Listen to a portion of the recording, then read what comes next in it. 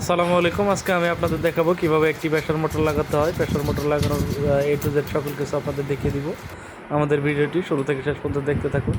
Viewers, আমরা একটি গাজী কোম্পানির একটি প্রেসার মোটর এবং একটি কন্ট্রোলার, অটোমেটিক মোটর কন্ট্রোলার ব্যবহার করব। এখানে দেখুন আমরা এটা কীভাবে ফিটিং করি। ভিডিওটি শুরু থেকে শেষ পর্যন্ত দেখতে থাকুন।